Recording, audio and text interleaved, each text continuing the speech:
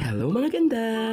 Ayan, ang best nyo ay may pupuntahan na talaga namang, syempre, it's Saturday. Alam mo na, it's boardwalk day. Abangan naman, iba ang outfit today. Ayun, nakamotor tayo today, hindi tayo maglalakad. Napansin nyo yan, o, di ba? Ay, naku, nakapagpahinga din tayo ngayon ng lakad-lakad. Motor-motor naman tayo, nakaupo lang, angkas-angkas lang ang peg natin today, di ba? Powerful! At yes, pero thank you so much po sa lahat po ng mga best natin or ang mga magaganda nating mga viewers. Ayan, talaga namang nagpapasalamat po ako na talaga namang pak na pak ang inyong mga views. Ayan, at saka sa lahat po ng mga nagpo-follow. Maraming salamat. Ay, ang arte naman nun. Ayan, dito pa tayo sa Conde, diba? Siyempre mahaba kasi bago makapunta na baga ng dagatan, ay digay dadaanan muna ang Conde. Ayan, nandito tayo sa Tulay ng Malabo, diba? Kaya sinabi siyang malabo kasi daw po yung tubig doon na dumadaloy pagka umuulan ay malabo. Eh di ba sadya naman? Wow! Weirdo! Charos! Ayan, nandito tayo sa Santo Niño. Di ba? Sa Santo Niño na tayo. Na talaga namang, I think, malapit na tayo sa dagatan.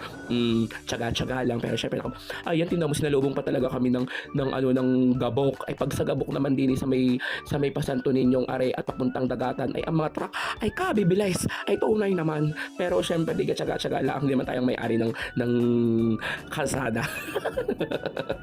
Pero ayan, di ba? O, di ba? Zero visibility. Charos. Alam din naman yung mga ganyan. Ayan, o, di ba? Oo, talaga naman na-stress ako eh. Yung parang nadagdagan yung pulbo ko sa mukha ko. Sabi ko, oh my God, nag-liquid foundation ako. And then, ayan, nasa dagatan na tayo. Ayun, o, di ba? Andox, ang talim ng dagatan ni Andox.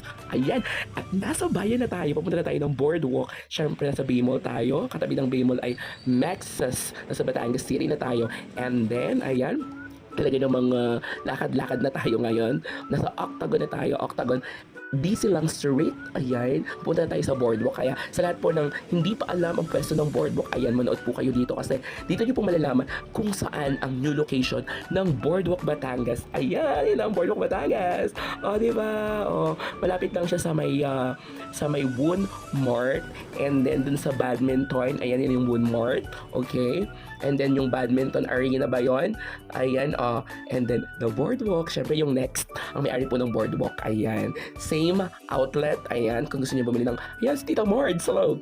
At talaga namang after nun, niyayak-niyakan ko na agad si kapatid na magkumain. Tapos dapat magja-Jollibee kami. Ayan, dahil sa Jollibee kami. Pero hindi kami nakakain. Basta.